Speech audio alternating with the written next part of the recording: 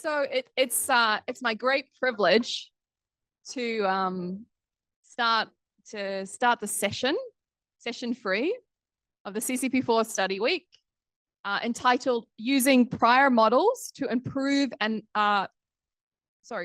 using prior knowledge to improve and validate models."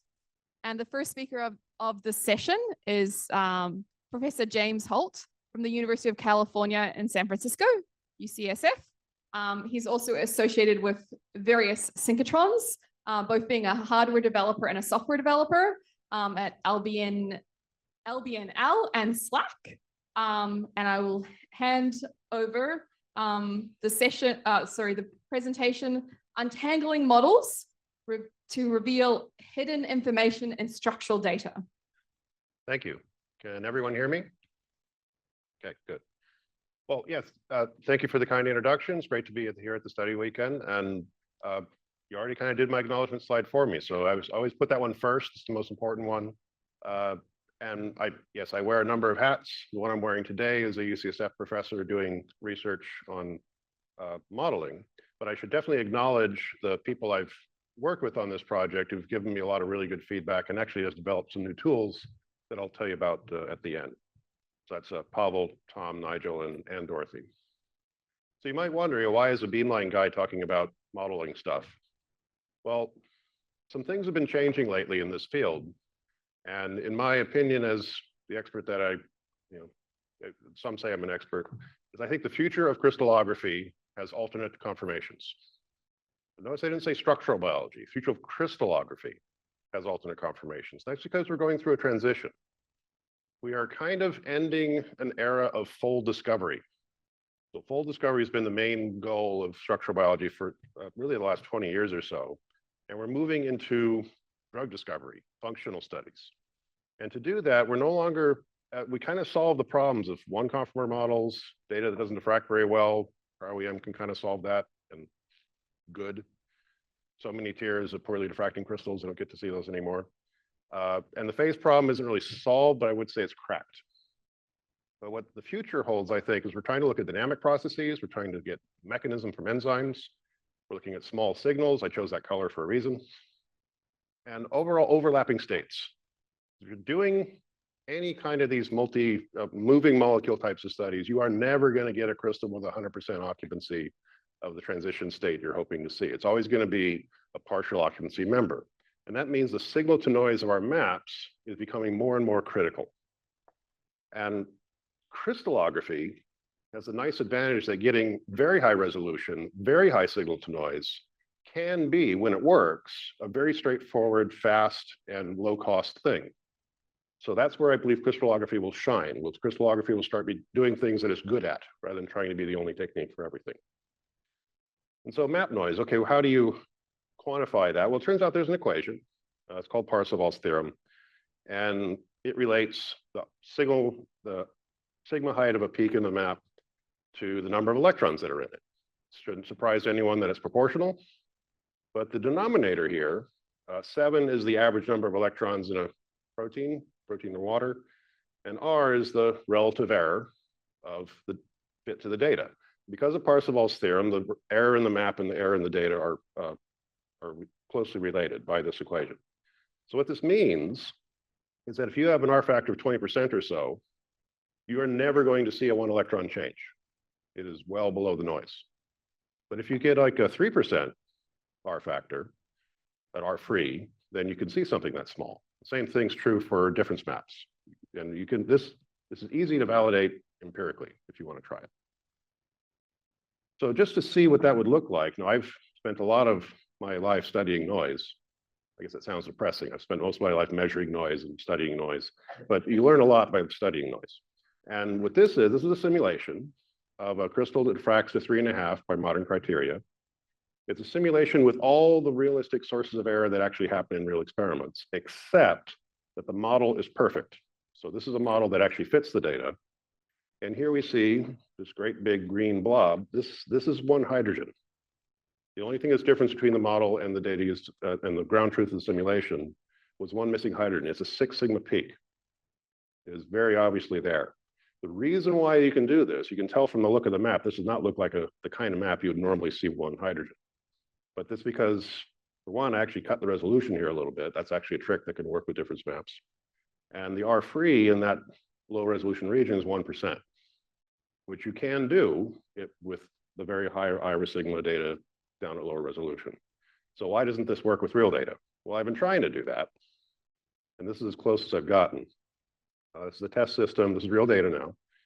And here we have a 6 sigma peak, which is clearly not water. It's part of that arginine. So something needs to repopulate this arginine side chain. But what's going on here, this is a 48 copy ensemble. So there are 3 parameters per observation. I can hear in the back of all your minds in the silence, wait a minute, that's overfitting. No, it is not. This is overfitting. You have, say, 10 data points, you're fitting polynomials to them, then the 10th order polynomial will go through all the points. That's the classic elementary school definition of overfitting. But the hallmark of overfitting is not the data going, it's not the number of parameters. This is a property of polynomials. Polynomials are very good at capturing the data when the number of parameters equals the number of observations. Gaussians, not so much. The hallmark of overfitting is that our work is 0. Line goes through all the points. Who here's ever seen an R factor of 0? Particularly with perfectly good geometry. That just doesn't happen in crystallography. The reason is that Gaussians don't have the same properties as polynomials. So this is now an overfit or overparameterized model where I've thrown a bunch of Gaussians over here in this peak. But no matter how many Gaussians I put over here, I'm never going to improve the agreement over here with these other points. That's how crystallography refinement works. So in this case, no matter how many arginine side chains I put here, I'm still going to have this 6 sigma difference feature. But that's a 6 sigma feature that's probably only a couple of electrons or maybe even less in it. So you can 6 sigma means you can observe it with confidence. And that's the thing we'd really like to be able to do with ligands, with and other partially occupied states. The key here is I've gotten R free down to like 11%. This is for the real data. But here it is hung up. And I was trying to figure out why. What is it that I'm doing? I've got all these parameters. Why can't I just fit these data? And the reason is, what I like to do in these situations is look for the biggest outliers.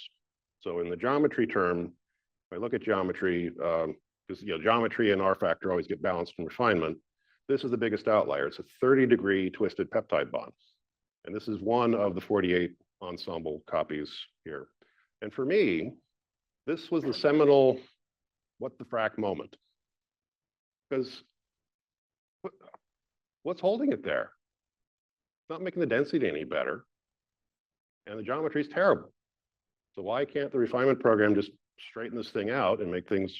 This is the way I always imagined ensemble refinement should work, right? You have a lot of geometrically good copies that somehow figure out how to model the overall density. You should just be able to figure it out. Well, the problem is it doesn't figure it out. And I can't believe I never noticed this before. I've been doing crystallography for a quarter century now. And no criticism of any particular ensemble refinement algorithm. This is a property of fitting models, multiple models, to density-based data. And that is that the chains get tangled. You usually need to describe this more than once. What do you mean by tangled?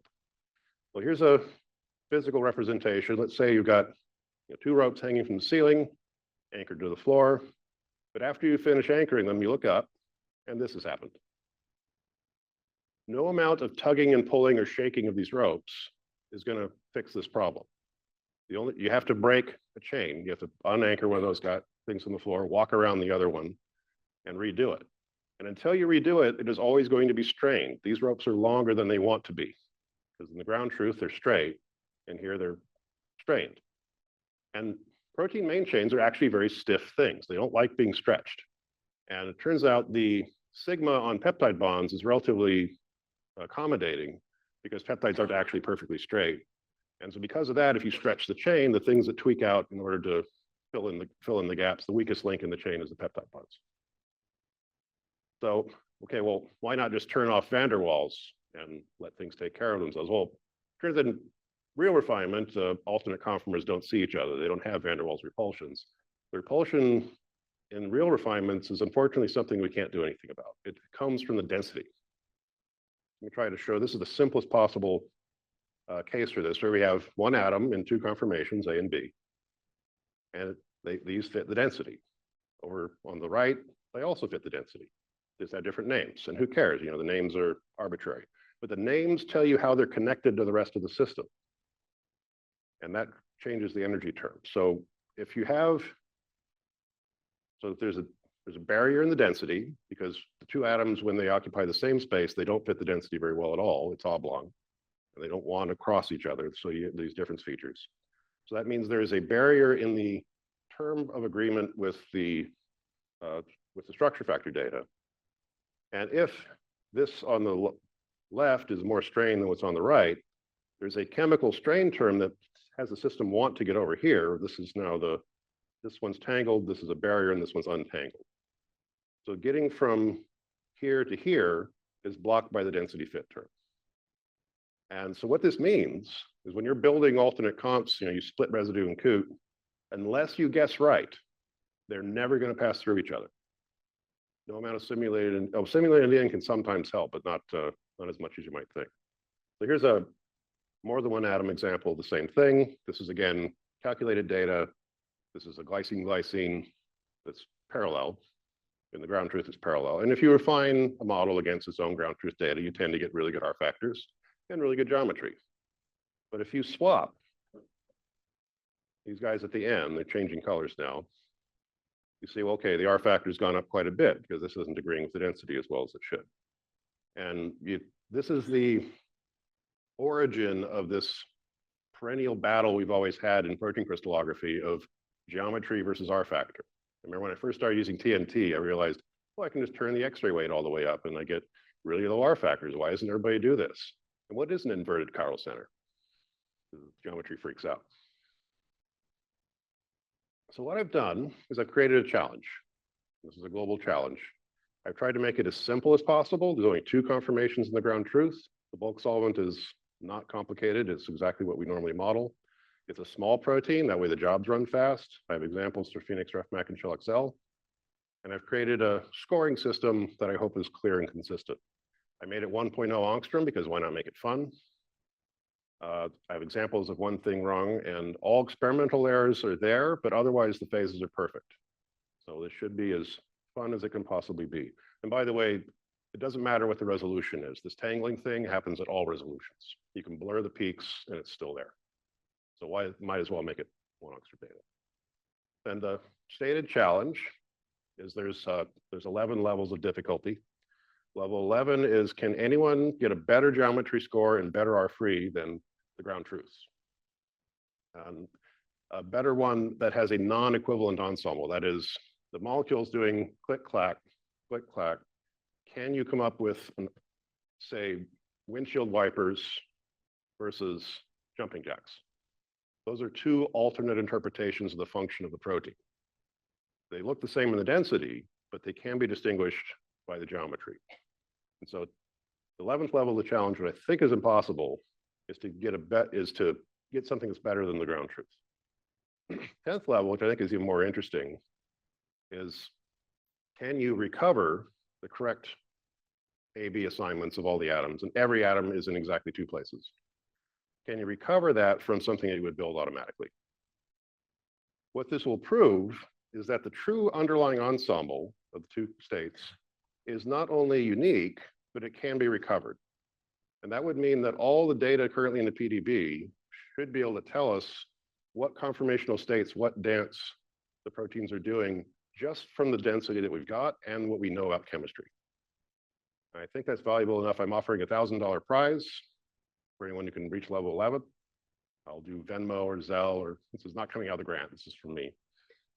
And that I think is impossible, but a $500 prize for recovering the ground truths. And it's been running for about a year, and so far, I don't think anyone's been able to get it quite yet. Here's the current score sheet. You can see AlphaFold is terrible. Phoenix Ensemble Refine is better. QFit is one of the few programs out there right now that automatically builds multiple conformers. It's doing pretty well. Manual is me and Tom Pete playing around with things. You see all the way down here at the bottom, the best ground, providing the ground truth against itself, has a ridiculously small R free. And the reason for that is because the ground truth data is only experimental noise different from the truth. And that's achievable usually in small molecule crystallography. With macromolecules, we have trouble with this because the bigger the molecule gets, the more tangling traps are possible. I can tell you more about these different, so Phoenix auto build is very good geometry. I'll tell you what this WE score is in a sec, but auto build only builds one conformer, so the R factor is not so good. The challenge would be to take something like Phoenix auto build and come up with the right alternate conformers from that. An example of one of the traps, this is alanine 39, and it's, this is essentially the ground truth. The angle and bond deviations are really, really good. But if you just swap the carbon beta, change A to B and B to A, you get this. Density agreement's not as good, but this is an 11 sigma bond outlier. And it's stable. If you refine this in RefMac, Phoenix, Coot, ShellXL, even in full matrix refinement mode, it can't escape this 11 sigma bond outlier. It stays that way. The only way to get out of it is to swap that atom back, and then you recover something that converges to the ground truth again. And the geometry score, this WE, higher scores are worse, is clearly worse here because there's lots of high sigma deviates, and this one is perfectly reasonable. But it's hard to get to without knowing what you're doing, without swapping. So it's trapped. Here's another example. How many of you have seen arginines like this? Or, yeah, sort of kind of fits, and I don't know what to do about that stuff near the, well, it turns out if you, these are bad geometries, that's a bad clash. If you swap the main chain, it gets better. And if you swap it even more, it gets better still. And I hope you can see what's happening to the main chain here. You see how the main chain's close together? But then when you actually get to the right geometry score or the low geometry score, the main chain's separate. So the main chains here are actually about half an angstrom apart. And if you just refine one molecule or randomly selected conformers, the main chain stays in the same place, because when you stretch two ropes, they tend to come to the same place. But once you get the assignments right, the main chains do show that there are different things going on. Here's another example of a tyrosine. Clashes are actually very informative about these things, which is why in this model I put waters in. Every water has two conformers. And this one is in a cysteine. We can see, again, that the main chain is drifting apart as the geometry improves. Okay, so what's this WE thing? This is something I'm introducing. This is about the 5th iteration of scores for me. But it comes from a concept common across all refinement programs, which is you have an energy which is related to the deviation over sigma of a bond or an angle or something like that. And that in itself is also related to a probability. A sigma deviate happens with a certain probability. And they're related by functions. What I'm changing is I've added a concept of the probability that something isn't noise. I see Randy and earlier over there, they're probably thinking about how I'm doing this wrong, but we'll talk about that. I'm doing another step of clipping outliers. So real proteins contain outliers, and you can't have an outlier swamping the signal. So there's an apodization done on that. It's similar to the Germa-McClure thing that they're doing in Coot. And I also soften the transition. This is because if you have a 5 sigma peak that's riding on 1 sigma background, that 5 sigma peak can randomly appear like a 6 or a 4, depending on what it's riding on. It's signal, it's independent. So I have a softening factor that has helped. And I'm also using Leonard Jones instead of the normal non-bond. I can get into that in a minute, but the core concept I think is important here is a flaw in the way that our energy functions work in crystallography. Everyone uses statistical potentials. So a statistical potential is a pseudo energy, which is you take the average from some database minus where you find it and divide by a sigma and you square that. And that's called an energy. That's the energy that's the geometry energy that's weighted against the X-ray term. Problem with this type of energy potential is it doesn't scale. As the system gets bigger and bigger, outliers are increasingly more well tolerated. So for example, a 6 sigma deviate has an energy of 36, which is equivalent to 36 1 sigma outliers. So if you have a clever refinement program and you can find a way to reduce 41 sigma deviates to 1 or 41 sigma deviates to 0, that saves you 40 quatloos of energy. And if in doing so, you create a 6 sigma outlier somewhere else, that's considered a good thing by the energy functions we currently use. Not in my book. A 6 sigma outlier should never happen. And so I've modified this to say, to give it a probability. You have there's a weight number between 1 and 0. A 0 sigma, a 1 sigma, I don't care. They happen by chance. I'm not worried about those. 6 sigma, though, that should have a full weight. And that's the weighting function I'm using here. And just to show that there are, in fact, real outliers, this is a glutamate 32 from the structure I'm basing this on, which is 1-AHO.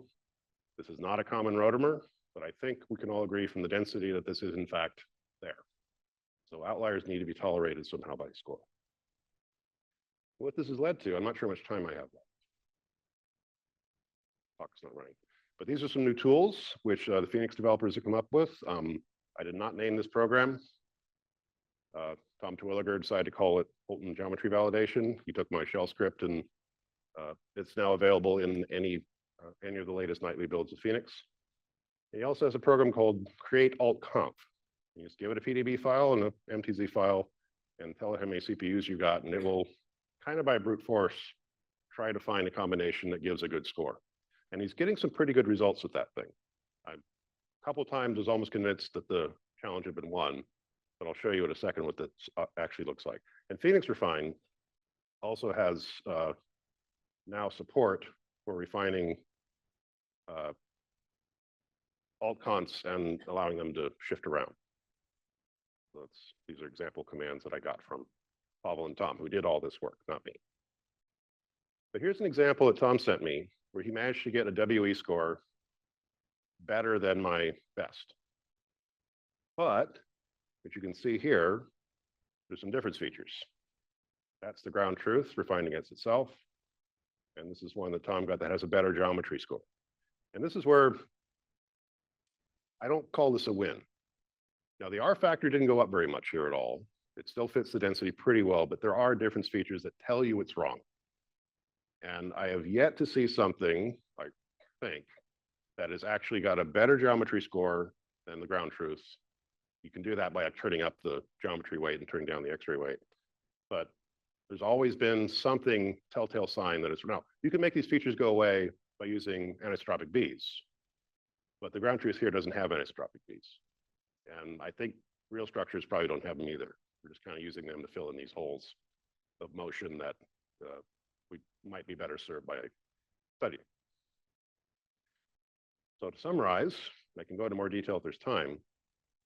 I'm here to tell you that if you can get R free less than 3%, legitimately, then you can see single electron features. And I think we'll launch a new era of usefulness in crystallography, because so many things are one electron with oxidation states and partially bound ligands. It'd be great to be able to actually use crystallography to its full potential. And that's not overfitting.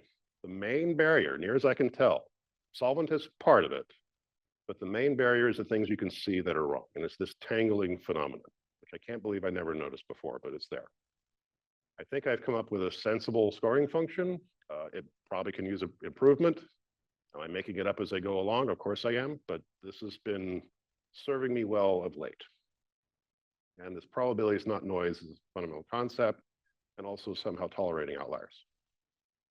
And I believe that recovering the underlying ensemble should be possible, and it might even be required. That there may actually be not another way to explain, because we all believe, at least I believe, that the genuine state of a molecule in the crystal is relatively low energy. It shouldn't be, it might have some strain, but it's going to find within the energy function it has the minimum of that strain. And the molecules, the density we see looks strained because we're trying to average over all that stuff. But I think if we get it right, we'll have a good geometry, low energy molecule that explains the data with an experimental error. What would be really cool is if you turn off the X-ray weight, turn that off and refine, and the molecule doesn't explode the way it does in all current refinement programs. Wouldn't that be cool? Because that would reveal cooperative motions, the windshield wiper jumping jack changes, and we get it from the data that we've got. And if that's not exciting enough, cash prizes.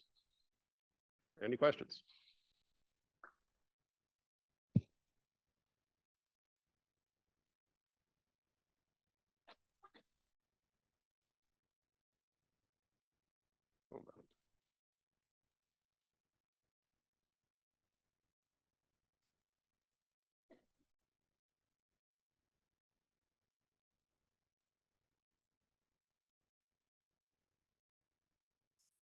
Thanks. You mentioned that simulated annealing wouldn't always resolve these problems. Even if you increase the temperature term, why is that? Yes, simulated annealing, it can solve these problems, but it also creates them in other parts of the molecule. So you very rapidly reach a point where you're creating as many traps as you resolve. Something I've had good luck with is actually what I'm calling rectified simulated annealing, and this is also called long-range traps in the challenge. And what that is I take the molecule, do a simulated annealing run, and then look at the result. And with this score, I can do an atom by atom score and see, okay, is this atom in a better place than it was before simulated annealing? And if it's not, I move it back and repeat the process. So anything that gets worse, I put back where it started. And what this ends up doing is it fixes all the local strain. But what happens is the left side of the molecule is flipped. It's all good geometry internally, but it's flipped relative to the right. And so it's a very large swap that needs to happen to arrive at the ground truth. And interestingly enough, even though it's a very subtle strain, it is detectable, 21 versus 18. And so that's the best way right now, I think, to do simulated annealing is this rectified way. I'm writing some scripts to help people do that. But yeah, simulated annealing makes as many problems as it solves by default. Thanks.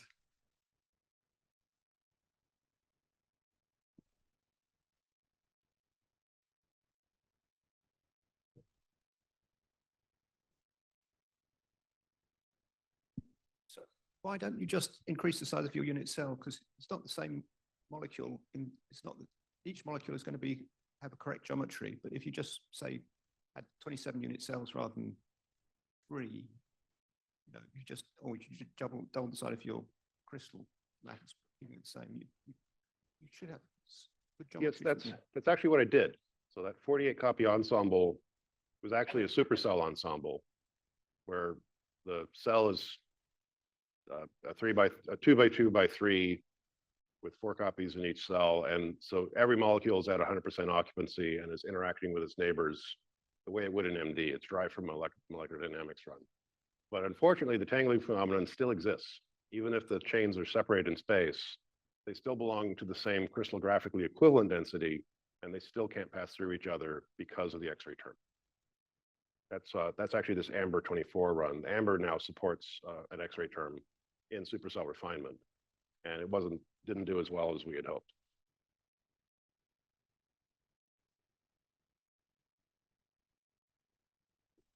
James Allen Oral Diamond Light Source. Thank you very much. Yeah, Maybe I heard you wrong, maybe I didn't, but you said with such certainty, anisotropic bees you don't like.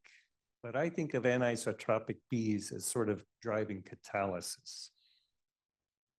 So did I hear you wrong, or am I missing something? no, you didn't hear me wrong. So anisotropic bees, yes, they give you information about direction, but so does an ensemble. And what I found with the geometry score is if you have anisotropic bees in the context of 2-headed side chains, when you go from the 2-copy ensemble to the single copy anisotropic ensemble, it always creates strain. But the model has to be strained in order to go from, because the real model is in fact internally consistent members of an ensemble. And so as soon as you take 2 points and average them together, unless they're already really close, you create strain. And that's why this single conf with anisotropic B is worse than the other options that have actually 2 molecules. Turns out bonds are pretty stiff. We've always been afraid of ensemble modeling because we're worried about observations to parameters. And I'm here to tell you, don't worry about that. Mike Wall from Los Alamos.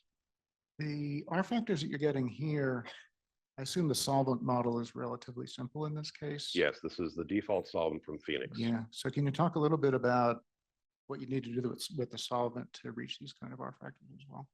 So what happens when you do these optimizations is when you fix everything in the protein, those difference features go away. And what will be left are features out in the solvent. And then when you modify the solvent to fill in those difference features, they move back into the protein again. I've gone back and forth with this a few times. So it turns out the thing that's holding up your R factor is almost always the tallest peak in the map. And that peak is sometimes in the solvent, sometimes in the protein, but generally it's not in the solvent. Usually the biggest peak is somewhere around the protein. So in the solvent, you can always stick something into it. And I have procedures that I call touch up, where you can modify the solvent map using difference maps, using this probability is not noise filter. And that is effective, but it's not nearly as effective as fixing the geometry in the protein, because what you end up with is an ensemble that's just shrink wrapped into the density and very unhappy inside of it. And that's what holds it up, because it causes the refinement program to change the weight to try and do something about the bad geometry. And that's what makes the R factor stuff.